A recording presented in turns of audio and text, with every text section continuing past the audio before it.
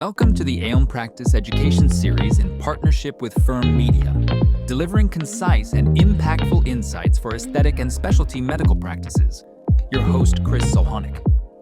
Today we have a very special guest, Dr. Jonathan Kaplan, a board-certified plastic surgeon from San Francisco and the founder of DrWell by BuildMyHealth. Dr. Kaplan, I appreciate you being on the show. I've known you for a long time, but our listeners might not. So tell us a little bit about yourself and how you ended up, one, in San Francisco, and two, the founder of DrWell. Thanks for having me. Excited to talk to your audience. Yes, I'm Jonathan Kaplan. I'm a board-certified plastic surgeon in San Francisco, but originally from Alexandria, Louisiana.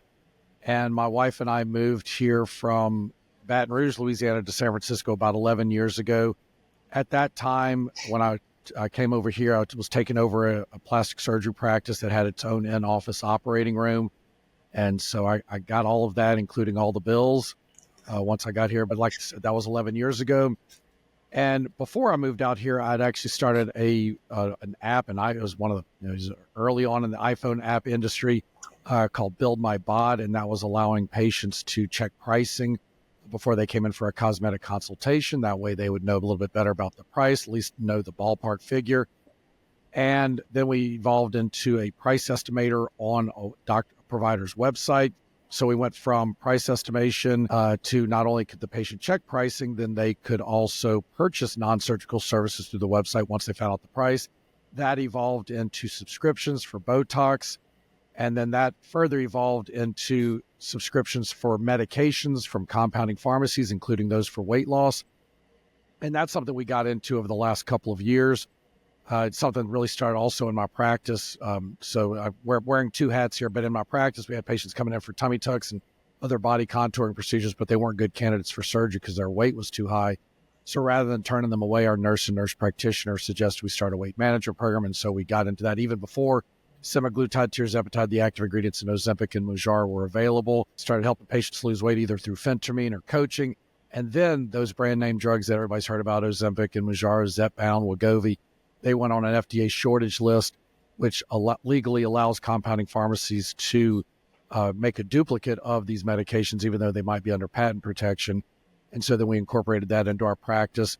And then we incorporated that into the DrWell platform, because what we can help other providers do, not just in my own practice, but other providers, is we can help them automate those monthly subscriptions for the weight loss medications.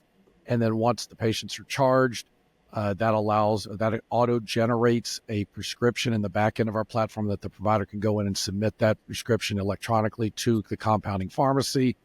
And we just help with automating that whole process of charging the patient. If their credit card fails, we automate the process of the dunning. So the patient will update their credit card if they want the medication. So a lot of that is taken off the hands of the front desk of the office staff. So all this together is, I'm a plastic surgeon. We now offer weight loss, just like a lot of other providers in America to start offering weight loss medications, because that's the underlying cause of what most doctors are treating these days, whether it's sleep apnea or erectile dysfunction or infertility. Obesity is the common thread. So a lot of providers are going to be starting off with this. And that's what the DrWell platform is doing, is not only helping me build my weight management program in my practice, but helping other providers do the same. And as I alluded to, it's not just weight loss, it's also hair loss or hair restoration. It can be for testosterone therapy, other hormone replacement therapies. And that's where we're wrapping it all up into the same platform that their EMR just cannot do. And Sure. We fill that void for them. Sure. I really appreciate your entrepreneurial spirit. It sounds to me like you and I met right when you came about 11 years ago, right? We've done some... After I moved to San Francisco, exactly right. Yeah, I often tell people the only time I live in Los Angeles, and the only time I've ever been in the room with the Kardashians was with you in San Francisco. So, yeah. Interesting. I'm about to say we met her, but we saw her at Kokari. We were out having dinner, and she walked in with the whole TV crew. Yeah. The entire restaurant stopped eating for about an hour. So interesting enough.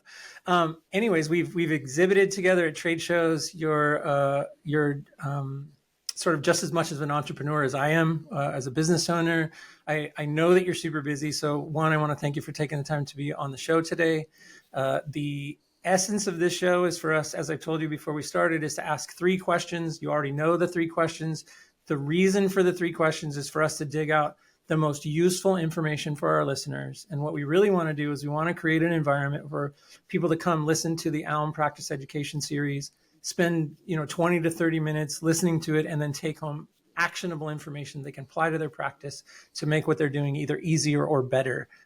Basically becoming a tool for being a trusted advisor for the practice. And so I'm going to jump into that. I'm going to ask you the first 3 questions. We're going to answer those, and then we're going to end the show with your Ailm Essential Insight, your key takeaway, and then we're going to be done. Cool? All right. Sounds great. All right, great. So the first question is, what is the big news about Trirzepatide being off the shortage list? What does it mean for patients, and can doctors still get it for those who need it?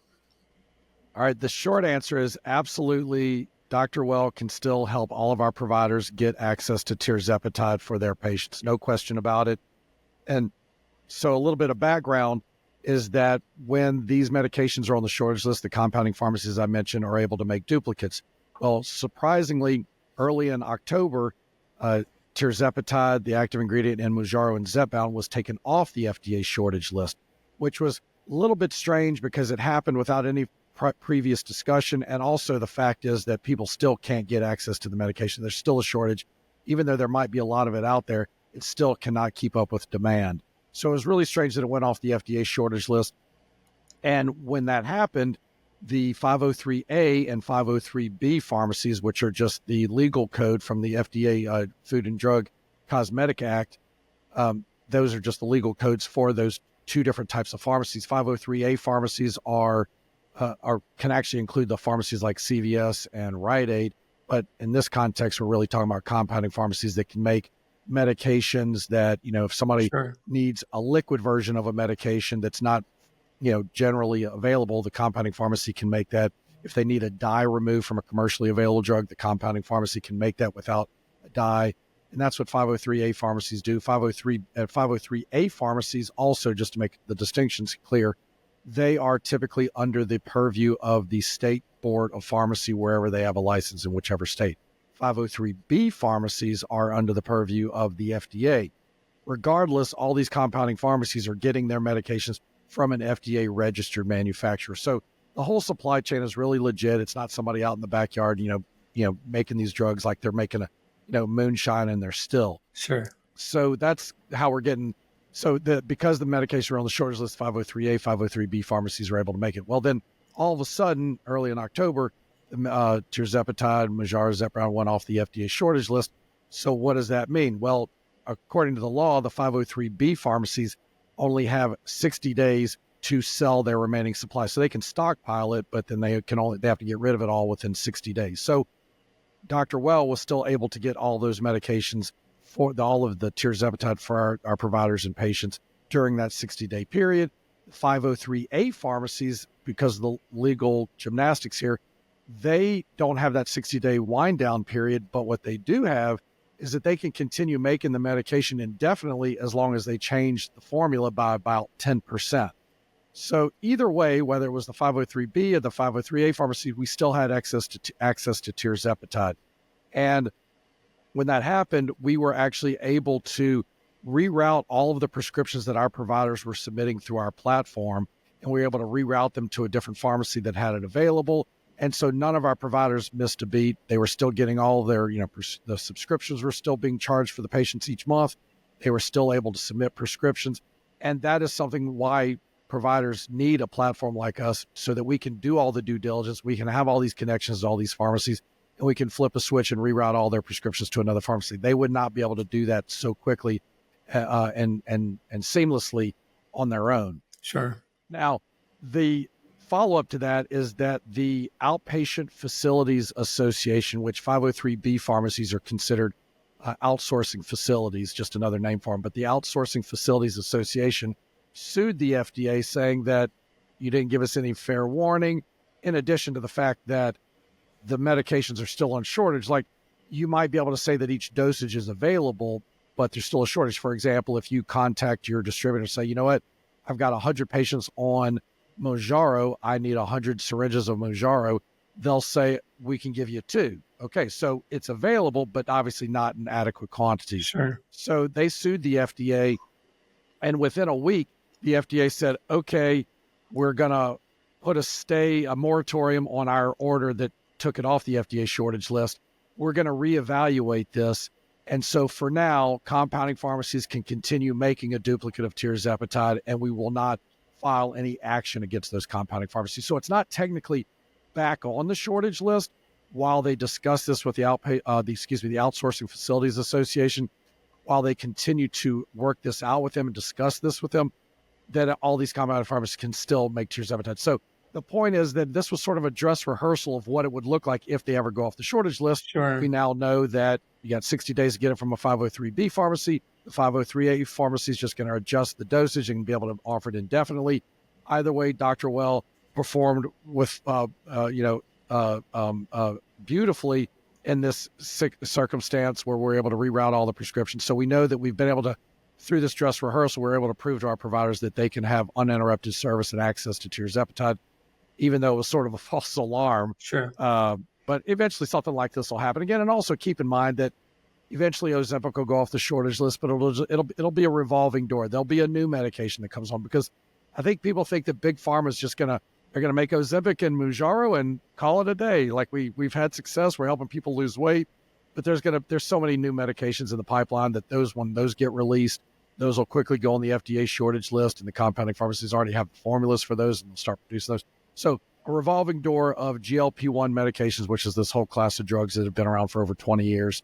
And so that is the story of Tirzepatide. It was off the shortage list, still sort of off the shortage list, but you still can get it. And the main thing that I want to convey is that, yes, you might be able to find a pharmacy that will ship it to you, but the critical thing is that if there is an interruption, you want to have access to a platform like ours that will provide you uninterrupted service. Because if you're bringing in $50,000 a month with these weight loss medications as a subscription program in your own practice, overnight losing $50,000 in monthly recurring revenue is gonna sting. So we keep that from happening. Of course. So, I think you and I lost touch a little bit over the last 5 years. You were aggressively working on Build My Bod when we were sort of speaking and presenting together or exhibiting together.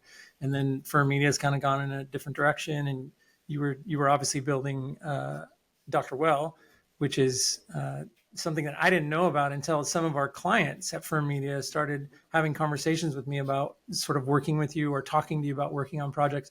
And some of these people that I work with are some of the smartest clients that we have. So as soon as a few of them got on board, I reached out to you instantly and thought, well, if these people have already vetted this, then this is a really great thing. I immediately started telling some of our other clients about it who have signed up. So I want to ask you some questions about that as well, because I think I do agree with you. You know, my job as a marketer is to figure out what the top line revenue drivers are for specialty and aesthetic medical practices are. Really invest in trying to tie myself to their revenue goals and make that happen. And if 300 patients on GLP-1s equals 100 grand, and I think I'm doing the math somewhat correctly, but if 300 patients on GLP-1s equals an extra 100 grand a month in reoccurring revenue, and it also moves some of those patients towards their weight loss goals to be able to have the plastic surgery that they want, then I think your program is a really great thing. Like I said, it's been vetted by some people that I think are very smart. So I'm excited to ask you some more questions about that. So question number 2, how has incorporating a weight loss program like DrWell impacted your practice and some of the other practices that you work with? Well, certainly there's the revenue generation, that monthly recurring revenue, because the patients are on these subscription and medications. And I think some providers think, oh, they'll be on it for a few months. That's great. And then they'll get off of it. I think that's kind of short-sighted, and not just from the revenue perspective. I think the patients are going to be on these for a very long time, not just for the weight loss, but these medications are also being proven to reduce heart disease. They're showing there's data out there that's eventually going to get FDA indications for improving fatty liver, improving chronic kidney disease, helping with alcohol use disorder, maybe curbing appetites for smoking. And then also it's been shown that there's maybe it's slowing the progression of reducing the risk of progressing to Alzheimer's disease. So there's a lot of seemingly disconnected benefits of these medications, but there's also people talk about how it reduces inflammation in the sense that patients are having less back pain and joint pain even before they lose the weight. So it might be easy to say, oh, well, you lost 100 pounds. Of course, that's going to improve your joint pain. Sure. But even before people lost the weight, they were having improvements in their aches and pains in their bodies. So there's this other aspect where it reduces inflammation that's sort of a nebulous thing to say, but it's, there's a lot of patients out there that says it's helping with their inflammation. So I think a lot of patients are going to continue on these medications for the rest of their life. Maybe they don't necessarily need to take one shot a week 4 times a month. Maybe they can get away with some maintenance dosages like 1, 2, or 3 shots a month. So these medications can be long-term monthly recurring revenue, but it is such instant gratification for me as a healthcare provider or as a surgeon. There's always so many operations I can do, but when people wake up from their surgery, if they have perkier breast, a flatter tummy, they're back to their pre-pregnancy state, they're thrilled, they're happy. That's very satisfying for me, but there's only so many of those mommy makeovers I can do in a month. Whereas with these weight loss patients, there's hundreds of them, maybe thousands of them in your program. So that's a lot of instant gratification that these patients have. And so in a weird way, some of the weight loss patients are maybe even happier than the mommy makeover patients, not because I didn't do a good job on the mommy makeover patient, but it's just the amount of time that they were unhappy. So like the mommy makeover patient, maybe they had their kids starting 10 years ago, so they've been unhappy with their body for 10 years.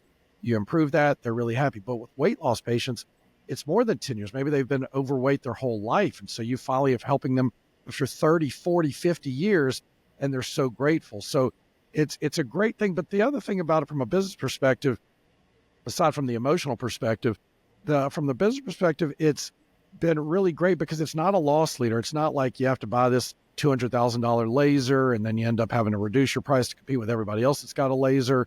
And it's a loss leader just because you're hoping you're going to get them in for other bigger ticket items. These medications by themselves can help take care of all of your operating expenses. And so that if somebody in my case signs up for surgery, well, that's just surplus funds that I actually put into my rainy day account. I don't even use that as my operating expenses account anymore. So from a business perspective, it's really a great medication, a great service to include. But with the DrWell platform, and I always try to convey this in different ways to help people understand why this is different. It's instead of it being direct to consumer, it's provider to consumer. So with direct to consumer DTC, it's like a website that is providing these tools to make it easy for patients to sign up for medications. Well, we're taking those tools, and instead of just the doctors being independent contractors with the DTC platform, we're a provider to consumer PTC platform where we're offering all of these automated tools to help make a provider easier to provide all these services. Sure. The big difference for the patient is with the DTC website, you have got nobody to follow up with if you're having side effects, which these medications can have side effects, even though they're typically mild, treatable, and time limited. Whereas with the provider to consumer PTC platform, we are helping the patients connect with healthcare providers who stay their doctor. They're not just some independent contractor they'll never see again. We're actually connecting with a real provider, with a real practice who can help them with whatever it is, hair loss, erectile dysfunction, hormone replacement therapy, weight loss medications, but then they still have follow-up with that provider if they're having any issues. And so that's really what makes us different as a PTC platform versus DTC. And also the other big difference for the healthcare provider, instead of just paying you a pittance to be the independent contractor for each consult you do, you're getting a majority of the revenue in the process. Well, this is the big difference between, say, like a Row or a Hims. Henry Meds or something like that, right? Where you're not even really seeing a doctor most of the time.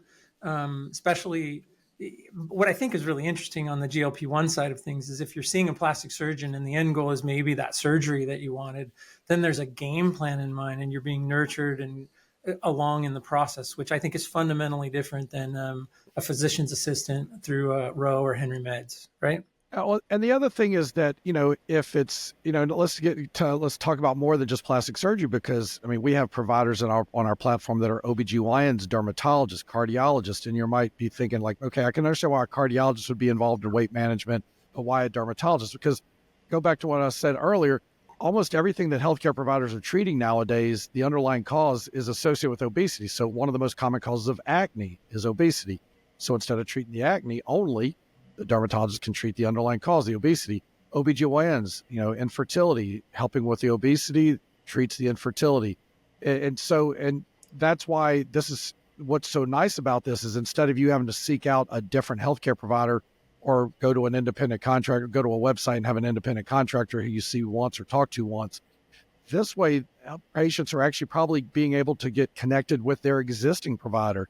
Like you're already seeing this OBGYN, now you can get their weight loss medications from them. You already trust them, or your orthopedic surgeon. I mean, we have from every type of provider we have on our platform because it just shows you how whatever they're treating is associated with obesity, like ear, nose, and throat doctors that we are using our platform.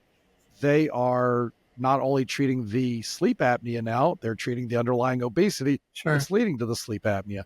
So it basically kind of is returning that doctor-patient relationship to what it used to be with a PTC model, a provider-to-consumer model, that you're just getting connected with your provider, the same provider, your existing provider, somebody you know, but just making it so much more consumer-centric or customer-friendly with the online booking and the automated charges, and you don't have to necessarily go in to get your medication. It can get shipped to you.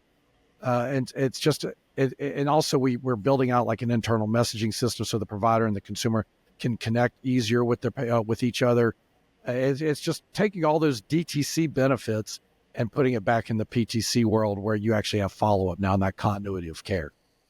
So talk to me a little bit about this. You're in California.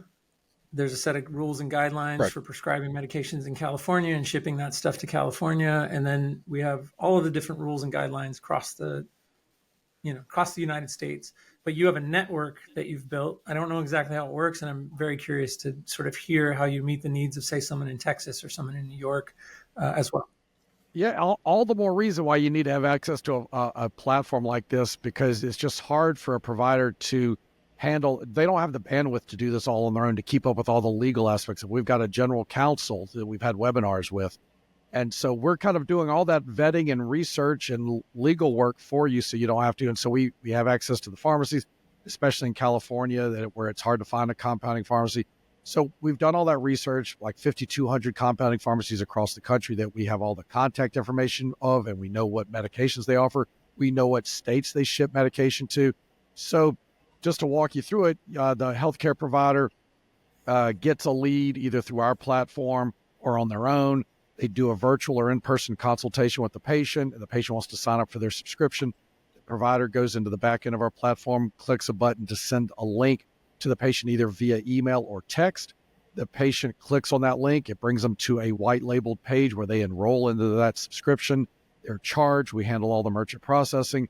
And then that auto generates a prescription. And then the healthcare provider reviews that auto-generated prescription that we've created in the back end of our platform. They review it. They decide whether they want the med shipped to the patient or to the clinic. They click submit. And then our system, through what we call AIE Prescribe, we automatically figure out where that prescription needs to go, because maybe the provider is in California, but the patient is in Texas, and because the provider has a license in Texas. Our system will look to see if the pharmacy that that provider usually uses, can they ship to Texas? Oh, let's say that compounding pharmacy can ship to Texas. No problem. They send it to Texas. But let's say that compounding pharmacy can't ship to Texas. Then our system will automatically find the next compounding pharmacy on the priority list, see that does in fact go able to ship to Texas. And then our system will route the prescription automatically to that pharmacy, who will then ship it to Texas. And because we know what the cost of goods are for that particular dose, and because we know if there's any shipping cost included, we withhold that money from let's say the $500 monthly subscription payment the patient already was charged. From that $500, we withhold the cost of goods, we withhold the cost of shipping that pharmacy may charge. And then what we do is we just send the net revenue to the provider, so they just get the fee for their service. And then we send those cost of goods and everything, the fee that we withheld for the cost of goods, we send that directly to the pharmacy. So we're clearly separating those two things, which is actually a benefit from a legal perspective, because then there's no evidence that the provider was upcharging the meds. Sure. But since we're paying all of the cost of goods to those pharmacies, we're then purchasing a lot of medications on behalf of these providers. And that's legal, that you can the provider has to write the prescription, but it doesn't matter who's paying for it. But because we're paying for all these cost of goods from one entity, from DrWell, we then get these bulk discounts, which we then are able to pass along those credits, those discounts onto the provider. So even if they were able to find the pharmacy, they're never going to get the discounts that we're able to get for them. Sure. It's very smart. Very smart. So Thanks. my third question, I think we've already answered, but I want to ask it just in case there's anything to add to it. Why is DrWell such an effective solution for providers in your network?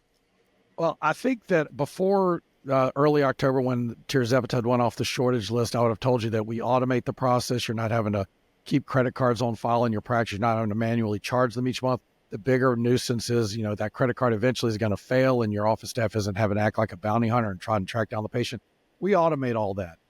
The other thing with these medications is that each month they go up in a higher dose. That's just the way the name brand drug regimen works. If you're not using our platform, then you're going to have a spreadsheet of every patient of like, okay, they're on this dose and now next month they go to this dose. Got to keep track of which dose they're on. We automate that process where the dose goes up automatically each month unless you lock it in. And then if you aren't using our platform, then you're going to have to find out the different compounding pharmacies. You're going to have to learn that portal and, do the double data entry of putting in, already put the data into your EMR. Now you're going to have to put the data into the compounding pharmacy for that patient. We do all that. The patient enrolls on their own through our platform. So when we auto-generate that prescription, we pull in all that patient data so you don't have to do that data entry. All those benefits of the automation and the reduced cost from the cost of goods, from the bulk purchasing, that's what I would have said is the main benefit of our platform before the meds went off the FDA shortage list. And after they went off the FDA shortage list, again, we had this great dress rehearsal where we were able to see how we were able to perform. And we passed with flying colors where we were able to reroute everybody's prescriptions overnight to the right pharmacy that could still get them their meds. And nobody missed a beat. Everybody still had their monthly recurring revenue come in. So it's a no-brainer. And people will say, oh, well, I can do those things with my EMR. And let me just tell you, you can't. Your EMR may have automated billing, but it won't do the automated billing on the same every 28-day cycle, which is very important. It might do it on the same day, which means the patient's ultimately going to get their meds late. So there's different things that people might think their EMR could do, but they just don't do it exactly right for your needs for your patients. Because if your patients get their meds late, there is nothing unhappier than a patient getting their weight loss meds late in the mail and missing their dose. So that's kind of, so before and after the Trirzepatide shortage, a shortage list fiasco, that's where we come in to help. Talk to me a little bit. You said something about receiving their medications late. This is a medication that traditionally has to be refrigerated. How is it? It is. And so that's one of the things we help our providers with. If they, there's benefits to shipping it directly to the patient from the pharmacy. There's benefits to have it shipped to your office. The main benefit of having it shipped to your office and then you distribute it to the patient is that you have control of your supplies. You have control of the tracking information when you send it out to the patient. But again, that's up to the provider to decide how they want to do it. But yes, when they're shipped out, they do need to be on ice during the summer months. The compounding pharmacies actually require overnight shipping because it gets really, really hot, specifically in California and Nevada. So we have to adjust for that pricing change. But we actually are really going to an overnight shipping for all of our patients or all of our providers, because that's just what's convenient. And the patient really kind of expects it now. The playing field has changed a little bit. So we provide that overnight shipping, but yes, it has to be kept on ice when it's shipped out, even though it's been tested and shown that it probably can survive for 75 hours up to 220 degrees. We're not taking that chance, but when they get it, they put it in their fridge. So whether the compounding pharmacy is shipping it on ice or if it's getting to my office and then we ship it to the patient on ice, it's really, those are best practices. And we help our providers figure out all the logistics of that. As far as if they want to ship it from their office, we tell them what size styrofoam box to get. We tell them how many ice packs to get or where to order those supplies from. So it's all things that we kind of, rather than we don't want them to reinvent the wheel on anything. We've done all the work for it. And so that's why we're able to help them scale so quickly if they're starting out their program. Or if they already have an existing program, then they're going to benefit from joining with us because they're going to all of a sudden get reduced cost of goods, and overnight their net revenue is going to go up. Cleaner, easier, more organized. Yeah, no question about it. I get it. All right, so that's the end of our show. This is the part of the show where I ask you for your Ailm Essential Insight. One key takeaway that our listeners can take and apply directly to their practice because of the GLP-1 topic. One key takeaway about GLP-1s and maybe adding it to their practice. So first thing is you're not going to be able to do this effectively on your own, as effectively on your own. You're not going to be able to compete with the direct-to-consumer websites. You need a provider-to-consumer platform or model to help you compete.